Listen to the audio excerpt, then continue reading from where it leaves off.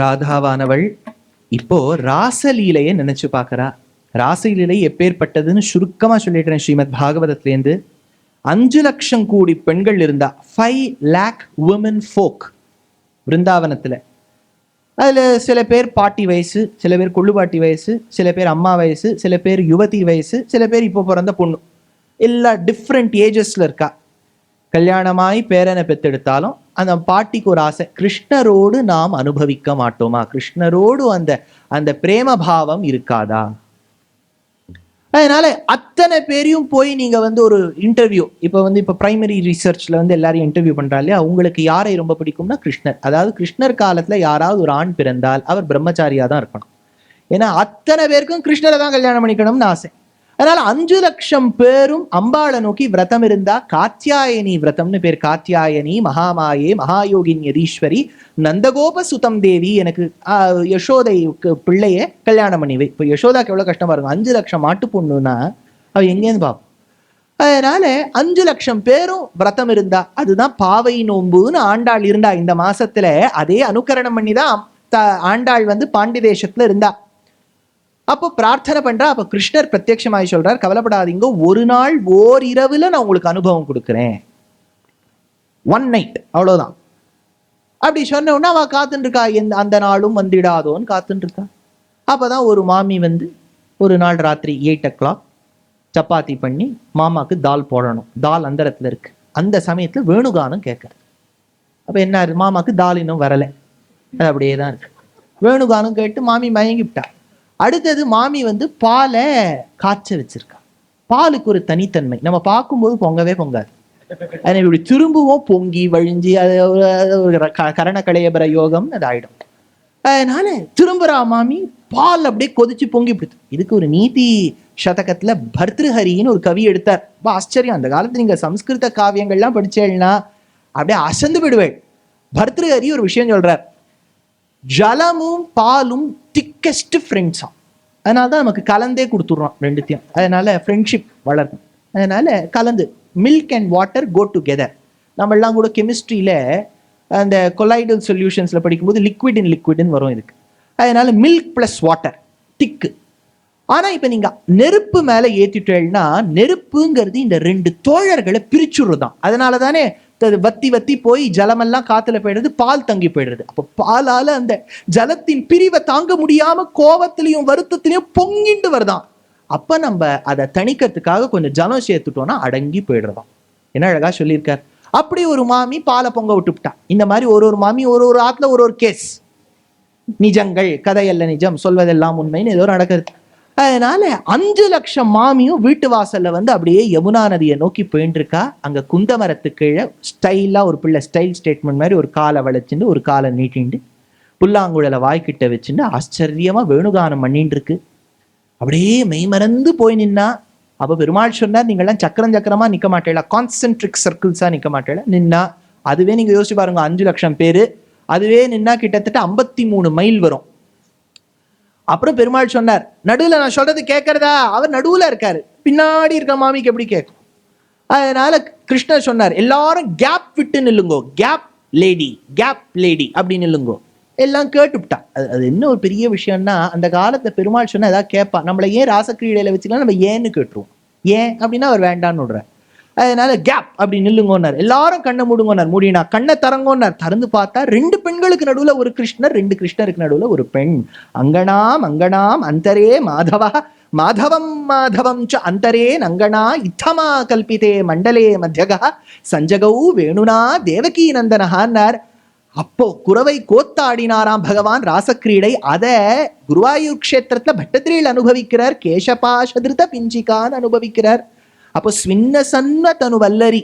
என்ன அழகா, கேசபாஷதிருத பிஞ்சிகா விதசி சஞ்சலம் மகர குண்டலம். கேசபாஷதிருத பிஞ்சிகா விதசி சஞ்சலம் மகர குண்டலம். हारजालवनमालिकाललितमङ्गर गगन सौरभम् पीतचेलधृत काञ्चि काञ्चित मुदङ्गजं सुमणिनूपुरम् रासकेलि परिभूषितं तव हि रूपमीश कलयामहे. பட்டதிரிகள் அனந்தராம தீட்சிதர் வாழ் சொல்லி இதை கேட்கணும். அப்படியே மெய்மறந்து போய் நின்னாலாம். அதை இன்னைக்கு ராதா அஷ்டபதியில நினைச்சு பார்க்கறா. அன்னைக்கு ஒரு நாள் நான் பகவானோட ராசக்கிரீடை பண்ணேனே, என்ன அனுபவம் என்ன அனுபவம். அப்ப சఖிய பார்த்து சொல்றா, அந்த நாள் ஞாபகம் நெஞ்சிலே வந்ததேன்னு சொன்னா. அன்னைக்கு என்ன நடந்ததோ அது இப்ப ஞாபகம் வந்துடுத்துனா. சఖி கேட்டா என்ன ஞாபகம்னா, என் பகவான் என்ன அழகா என் கைய பிடிச்சுண்டு ஆடினார். அவர் மயில் பீலியின் அழக சொல்றதா, அவர் அதரங்களை சொல்றதான்னர். ஏன்னா பகவானுக்கு அதரம் மதுரம்மா, அதாவது பெருமாளுடைய அந்த உதடுங்கிறது அவ்வளவு உயர்ந்த ஸ்தானமா. அதுலேருந்து தான் வேதம் பிறக்கின்றதுன்னு சாஸ்திரம். அதாவது சொல்லும் போது பிரம்மசூத்திரத்துல அதாதோ பிரம்ம ஜிக்யாசா, அந்த அத சப்தமும் பிரணவ சப்தமும் பகவானுடைய கண்டத்திலேருந்து அதரத்துல வந்துதான். அதனால்தான் ஆண்டாள் கேட்கும் போது கற்பூரம் நாருமோ கமலப்பூ நாருமோ திருப்பவழ செவ்வாய் தான் தித்தித்திருக்குமோன்னா. பகவானுடைய உதடு அவ்வளவு அழகா இருக்குன்னு ராதை அனுபவிக்கிறா. சொல்றா, அப்பேற்பட்ட பகவானோட நான் ராசக்கிரீடை பண்ணேனே. What, she was unstabling her cherished memories. அவ்வளவு அழகா இருந்ததே அந்த ஞாபகங்கள்லாம். அதை சொல்லி பார்க்கறா. அப்பதான் சఖி கிட்ட சொல்றா, அவர் மேல கோபம் வரா மாதிரி இருக்கு, ஆனா அவர் அழகு என்ன அப்படியே மயக்க வச்சுடுறதேனா. இது ஏன்னு சாஸ்திரம் சொல்றா. பெரியவாள்லாம் பிள்ளலோகாச்சாரியார் அஷ்டாதச ரகசியங்கள் எடுக்கிறார். பெருமாள் முதலில் தன் அருளாலே திருத்தும். பெருமாள் நம்மளை முதல்ல தன்னுடைய அனுகிரகத்தால திருத்துவராம். முடியாமல் போனால் அழகாலே திருத்தும். நம்ம பெருமாள் எதிர்க்க போய் நிக்கிறோம், அவருடைய லாவண்ய சௌந்தரியங்கள் ஈடுபட்டவர்களாய் மயங்கி போய் வருவோம். ஆழ்வார் சாதிச்ச திருக்கண்ணபுரம் மட்டும் போயிடாதீங்கோ. போயிட்டேன்னா வரும்போது ஒரு விஷயத்தை விட்டுட்டு வந்துருவேள்னா, கண்டவர்த்தம் மனம் வழங்கும் கண்ணபுரத்தின் கருமணியேன்னு ஆழ்வார். மனசை விட்டுட்டு வந்துருவோமா. நாலுகவி பெருமாள்னு பேரு திருமங்கை ஆழ்வாருக்கு. நேர நாகப்பட்டினம் போனார், சௌந்தர்யராஜ பெருமாளை பாடினார். பொன்னிவர் மேனி மரதகத்தின்னு பாடும்போது அச்சோ ஒருவர் அழகியவான்னார். தமிழ்ல அச்சோன்லாம் ஒரு கவி பாடவே கூடாது. நம்ம ஏதோ வாழ்க்கையில அச்சோ அப்படின்னு சொல்றோம். இப்ப கவியும் சேர்ந்து அச்சோ புச்சோன்லாம் பாடினா என்ன கவியா? அப்போ திருமங்கை ஆழ்வார் சொல்றார், நான் ஏன் அச்சோன்னு, எனக்கு சரியான வார்த்தையே கிடைக்கல அந்த பெருமாள் அழக சொல்ல. அச்சோ ஒருவர் அழகியவா. திருமங்கை ஆழ்வார் மயங்கிய பெருமாள், நம்மாழ்வார் மயங்கிய பெருமாள், ஜெயதேவர் பாடி நம் ராதாவின் வாயிலாக மயங்க மாட்டாரா? அதனால சஞ்சரத் அதர சுதா அப்படிங்கிற அந்த அஷ்டபதியை வர்ணி. சஞ்சரதர சுதா மதுரவனி முகரித மோகன சஞ்சரதர சுதா மதுரவனி முகரித மோகன चलित चल चल हूरी कपाल विहाल बलम चलित चल चल हूरी कपाल विहाल बलम राधे हरि विहित विलासम राधे विहित विलासम स्वरति मनोमम कृत परिहासम राधे विहित विलासम स्वरति मनोमम कृत परिहासम राधे विहित विलासम.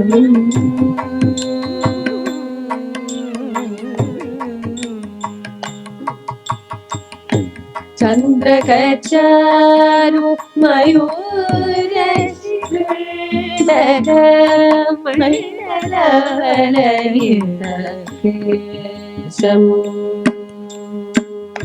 चन्द्रकचारु मयूरशिखरमण्डलवलयितकेशम् प्रचुरपुरन्दर धनुरनुरञ्जित नेरुरमुदितसुरेशम् राधे हरिविहविहितविलासम् राधे हरिविहविहितविलासम् स्मरति मनो मम कृतपरिहारम् राधे हरिविहविहितविलासम् पुलकभुज पल्लव मलगित वल्लवयुवती सहनम् विपुल पुलकभुज पल्लव मलगित वल्लवयुवती सहनम् करचरणोरसि मणिगणभूषण करचरणोरसि मणिगणभूषण करचरणोरसि मणिगणभूषण करचरणोरसि मणिगणभूषण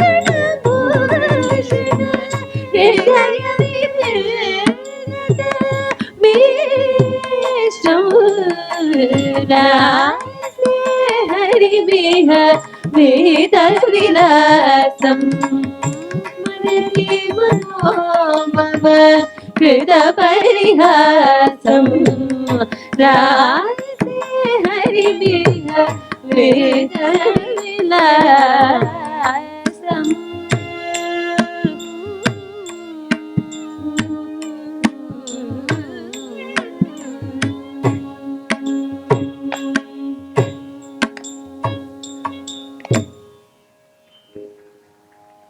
ராதையானவள் அப்போ பெருமாள் எப்படியெல்லாம் இருந்தார் அனுபவிச்சாருங்கிறத அவ நினைச்சு சொல்றா. அப்போ சఖி கேட்கிறா, ராதா நீ இவ்வளவு ஆசை காதல் காமம் அவன் மேல வச்சிருக்க, அவனுக்கு ஒரு திவளை இதுல உன் மேல அக்கறை இருந்திருந்தா அந்த இன்னொரு பெண்ணோட ராசக்கிரீடை பண்ணிட்டு இருப்பானா? விட வேண்டியது தானே அவனை அப்படிங்கிறா. This has a huge message for the society today. கல்யாணமானது எவ்வளவு கஷ்டமா இருக்கும் இந்த காலத்துல. கல்யாணங்கள் ஆன கல்யாணங்கள் ஸ்திரமா இருக்கிறதும் கஷ்டமா இருக்கு. This is in fact an agony to the parents. காரணம் என்னன்னு பார்த்தா பெரியவாள்லாம் இங்க இருக்க உங்களுக்குலாம் தெரியாதது இல்லை. The reasons may be not even worth a penny in some of the cases. ஆனா இந்த இடத்துல என்ன அழகா சொல்றா பாருங்கோ, ஏன் நீ கிருஷ்ணரை விட மாட்டேங்கிற, அவர் தான் சுத்தின் இருக்கார, விட வேண்டியது தானே. அப்போ ஒரு வார்த்தை சொல்றா, it cannot be digested by some of us. ஆனா ஒரு வார்த்தை சொல்றா, ராதா அவருடைய குற்றங்கள்னு இருந்தாலும் அந்த குற்றங்களை மன்னிச்சாதான் எனக்கு ரொம்ப சந்தோஷமா இருக்குங்கிறா. அவர்கிட்ட தோஷங்கள் எனக்கு ரொம்ப பிடிச்சிருக்குங்கிறா. இது எங்கேயாவது சொல்லுவாளோன்னு கேட்டா ருக்மிணி சந்தேஷம் அனுப்புறா. நீங்க ருக்மிணி கல்யாணம்னு நாங்கள்லாம் பாகவதம் சொல்லும் போது சப்தாகத்தை கடைசி பாகமா ருக்மிணி கல்யாணத்தை வச்சுப்போம். அது எங்கேயோ பாகவதத்துக்கு நடுவுல வரும், கட் பண்ணிட்டு பேஸ்ட் பண்ணிடுவோம் கடைசியில. அந்த ருக்மிணி கல்யாணத்துல ருக்மிணி விதர்ப தேசத்துல இருக்கா, மகாராஷ்டிரத்துல. குஜராத்ல துவாரகால இருக்கார் கிருஷ்ணர். பார்த்ததே கிடையாது, ப்ரொஃபைல் போட்டோ கூட பார்த்தது கிடையாது. ஆனா சின்ன வயசுலேருந்து கிருஷ்ணரை தான் பண்ணிக்கணும்னு ஒரு ஆசை. அப்பதான் அஷடுத்தனமா அவ அண்ணா ருக்மி சிசுபாலன் ஒருத்தனோட கல்யாணம் பண்ணி வச்சுடுறார். அப்பதான் அவளுக்கு தெரியறது, ஒரு பிராமணன் கிட்ட ஒரு கடுதாசி எழுதி அனுப்புறா, அதுக்கு ருக்மிணி சந்தேஷம்னு பேரு ஸ்ரீமத் பாகவதத்துல. அப்போ சொல்றா, ஸ்ருத்வா குணான் புவன சுந்தர ஸ்ருண்வதாந்தே நிர்விஷ்ய கர்ண விவரைஹி ஹரதோங்கதாபம் ரூபம் திருஷாம் ரிஷிமதாம் அகிலார்த்தலாபம் துவையச்சுதா ஆவிஷதி சித்தம் அபத்திரபம் மேனா. என்ன அழகான ஒரு ஸ்லோகம். அது சொல்றா ருக்மிணி பிராட்டி. அது முக்குரழிசிங்கர் சொல்லி காலக்ஷேபம் பண்ணி கேட்கணும். அவ்வளவு அழகா சாதிப்பார் முக்குரழிசிங்கர். சந்தான கோபாலாச்சாரன் அந்த காலத்துல வேதத்தை வீணையில வாசிக்கக்கூடிய மகான். அவர் உபன்யாசம் பண்ணி கேட்கணும். இப்ப காலகட்டம் ரெண்டு பேரும் இல்லாதனால அடியன்னு சொல்ல வேண்டிய ஒரு சந்தர்ப்பம். ரொம்ப அழகா சொல்லுவா. ஸ்ருத்வான்னு உட்டாவோ, நான் பார்த்ததில்லை கேட்டிருக்கேன்னா. குணான்னு உட்டா, குணத்தை கேட்டிருக்கேன்னா. உடனே ப்ரொட்டஸ்ட். எல்லாரும் லாக் ஜாம் வந்துடுச்சு. என்ன ப்ரொட்டஸ்ட் அப்படின்னு கேட்டா, கிருஷ்ணர்கிட்ட என்ன குணம் இருக்கு? ராமர்கிட்டயாவது சொன்னா தேவையில்ல, பொய் பேச மாட்டார், சத்தியமா இருப்பார், ஆச்சாரசீலன்னு சொன்னா தேவையில்ல. கிருஷ்ணர் திருடுவர், பொய் சொல்லுவார், எல்லாம் பண்ணுவார், தோஷங்களா இருக்கே. அப்பதான் ருக்மிணி சொன்ன ஒரு வார்த்தை, உமக்கு சம்ஸ்கிருதம் தெரியல, ஸ்ருத்வா குணான்னு நீங்க பிரிக்கிறேள், வேற விதமாவும் பிரிக்கலாம். ஸ்ருத்வா அகுணான்னும் பிரிக்கலாம். அகுணம்னா தோஷம்னு அர்த்தம். அவர் தோஷத்தை கண்டு நான் காதலிக்கிறேன்னு. அதேதான் ராதா சொல்றா. அவரோட பழக பழக பிடிச்சிருக்கு. நான் அதனாலதான் சொல்றா, பார்த்தா பிடிக்காது, பார்க்க பார்க்க பிடிக்கும். இந்த மாதிரி பழகினா பிடிக்காது, பழக பழக பிடிக்கும் அந்த கிருஷ்ணரோட அப்படின்னு சொல்றா சகி கிட்ட. கிருஷ்ணருக்கு அங்க ஒரே வருத்தம். ஐயோ, நம்மளையே நம்பி வந்தவளை நம்ம கைவிட்டுட்டோமே, அவ நம்மளையே நினைச்சுருப்பிளே. அப்பதான் காத்து வீசறதான். அதுக்கு ஒரு ஸ்லோகம் அமைக்கிறார் ஜெயதேவர். அந்த கவிதை சாமர்த்தியத்தை பாருங்கோ. சொல்றார் பகவான், ஹே மன்மதா. மன்மதன்கிறது யாரு? காமதேவன். அவன் பெருமாள் கிட்டேந்து பிறந்தவன். மார ஜனகன். மார ஜனகன் பெருமாள் கிட்டேந்து பிறந்தவன் காமன். அவன் தான் ஒரு வாட்டி இந்திரனால அனுப்பப்பட்டு சிவபெருமானுக்கு காமரசத்தை மூட்டணும்னு போனான். அப்போ சிவபெருமான் தபத்துல இருக்கார். ரொம்ப அவர் ஸ்ட்ரிக்ட் ஹஸ்பண்ட். அதனால அம்பாள் அப்போ வரா, ஏதோ கமலத்தை சமர்ப்பிக்கலாமேன்னு வரா. அப்போ அவன் பானத்தோட காத்துன்னு இருக்கான் காமதேவன். அப்ப அவன் அப்படி பானத்தை சிவன் மேல அடிக்கலாம்னு நினைக்கும் போதே சிவபெருமானுக்கு கண்ணை திறந்து அம்பாளுடைய அதரத்தை பார்க்கறதா குமார சம்பவத்துல காளிதாசன் எடுக்கிறான். எடுத்த உடனே சிவபெருமானுக்கு ஒரு விஷயம் தோன்றதான். நமக்கு ஏன் இந்த எண்ணம் வந்ததுன்னு சுத்தி பார்த்தா காமதேவன் தெரிகிறார். மூணாவது கண்ணை திறந்தார், எரிச்சுடுறார். அங்கங்களோடு கூடியவன் அனங்கன் ஆயிடுறான், அங்கம் இல்லாமல். அதனால அனங்கன்னு பேரு. அந்த தேசத்துக்கு அங்க தேசம்னு பேரு. அங்கம் தான் மருவி பங்கமாய் பங்கமாய் பெங்கால்னு ஆயிடுது. அதனால அந்த மமதை இருக்கப்படாதுன்னு சொல்றா இல்லையா, பெங்காலியும் அதுதான் இருக்கு. அதனால அது இருக்கப்படாதுன்னு சொல்றா இல்லையா, அதனால அது அவருக்கு இருந்ததாம், எரிச்சுட்டார். அந்த மாறன் இப்ப காற்றோடு கலந்து விட்டான். அது கிருஷ்ணர் மேல வீசும்போது கிருஷ்ணர் ஒரு வார்த்தை சொல்றதா ஜெயதேவர் சொல்றார். காமா, நீ ஒருவேளை என் கழுத்துல சாத்தின் இருக்கிற நீல புஷ்பங்களின் மாலைய நீலகண்டனான சிவன்னு நினைச்சுட்டியோ என்னமோ, கழுத்துல சாத்தின் இருக்கிற தாமர மாலைய அரவமான பாம்புன்னு நினைச்சுட்டியோ என்னமோ, உடம்பு முழுக்க நான் பூசிக்கொண்டிருக்கின்ற சந்தனத்தை அவர் உடம்பில் தடவிய ஸ்மசான பூமியில் எடுத்து அந்த விபூதின்னு நினைச்சுட்டியோ என்னமோ. அப்பா, அவருக்காவது அம்பாளுக்கு பாதி உடம்பு கொடுத்து அம்பாளோட சந்தோஷமா இருக்கார். நான் ராதையோட கூட இல்லாம இருக்கிற சமயத்துல நீ என்னை தாக்கலாமான்னு கிருஷ்ணர் ஒரு ஸ்லோகத்துல கேட்கிறார். பதிலுக்கு அந்த இடத்துல சகி ஓடி சொல்றா, ராதை எப்படி இருக்கா தெரியுமா கிருஷ்ணா? அந்த சந்திரனின் கிரணங்கள் படுறது கூட அவளுக்கு சுடுறது, சந்தன காத்து கூட துர்நாற்றம் வீசுகின்றது. உன்னையே நினைச்சுட்டு இருக்கா, சந்தனத்தை வெய்யரா, சந்திரனை வெய்யரா, ஆனா வாயை திறந்து ஒரு வார்த்தை கூட ஒன்ன வெய்ய மாட்டேங்கிறாளே, அப்பேற்பட்டவளை நீ ஏமாத்தலாமா? ரொம்ப முக்கியமான விஷயம். கிருஷ்ணஸ்தானத்துல பரமாத்மா வைகுண்டத்துல இருக்கார். ஜீவாத்மா தச இந்திரியங்களான ராவணன் கிட்ட கஷ்டப்படுற மாதிரி தச இந்திரியங்கள் கிட்ட கஷ்டப்பட்டு சரீரத்துல இருக்கு. ஏன் சுவாமி? தச இந்திரியங்கள், பஞ்ச கர்மேந்திரியங்கள், பஞ்ச ஞானேந்திரியங்கள். மூக்கு, காது, காது இதெல்லாம் இருக்கு பாருங்க, அது பஞ்ச ஞானேந்திரியம். கர்மேந்திரியம் வாக்பாணி பாணி உபஸ்தங்கள், காலு கை மலஜலம் கழிக்கிற துவாரம், இதெல்லாம் கர்மேந்திரியங்கள். ஞானேந்திரியங்கள் இதால ரொம்ப கஷ்டம் விட்டா சாஸ்திரத்துல ஒரு விதி உண்டு. ஏகாதசி அன்னைக்கு விரதம் இருக்கணும்னு பேர் இல்லையா அப்படின்னு சொல்லி வச்சிருக்கா. அப்புறம் பார்த்துக்கலாம். என்னன்னா ஏகாதசி அன்னைக்கு நிர்ஜலம் அப்படிங்கிறா. ஒரு திவள ஜலம் கூட நாக்குல படக்கூடாதுங்கிற. அது ரொம்ப கஷ்டம். நமக்கு மெட்ஃபார்மின் காம்பினேஷன் எல்லாம் கொடுத்துட்டான்னு வச்சுக்கோ, சுகர் மாத்திரை, அதுக்கு ஏதாவது சாப்பிட்டாகணும். அதனால என்ன, காலங்காலத்தால ஏதாவது போட்டுக்க வேண்டியதா இருக்கு வாயில். அப்போ ரெண்டாவது ரூல் நம்பர் 2, அப்படி நிர்ஜலமாக முடியாவிட்டால் பழங்கள் சாப்பிடலாம். ஆனா பழம் ஒரே விதமா சாப்பிட்டா நல்லா இருக்காது, 4-5 பழம் கலந்து சாப்பிட்டாதான் நல்லா இருக்கும். அதுலயே ரூல் 2A ரூல் 2A ஆயிடுது. அடுத்தது ரூல் 3, பழங்களை தனியா சாப்பிட்டா நல்லா இருக்காது. பாட்டே எப்படி இருக்கு, பாலும் பழமும் கைகளில் ஏந்தி, அது பாலோடு கலந்து சாப்பிடணும். அது பாலோட வெறும் சாப்பிட்டுட்டா அது அப்பிடைசர் வேற, இன்னும் பசி ஏற்படுத்திடும். அதனால அரிசியை உடைச்சி சாப்பிடணும். ஆயிடுத்தா அதே நீங்க வந்து இட்லியா சாப்பிடலாம், தோசையா வாத்து சாப்பிடலாம். இதுல என்ன ஆயிடுத்து, அது பன்மையில போயிடுது. இட்லிகள் தோசைகள் இப்படி சாப்பிட்டு அது அடுத்த ஏகாதசி வரைக்கும் பசி எடுக்காது.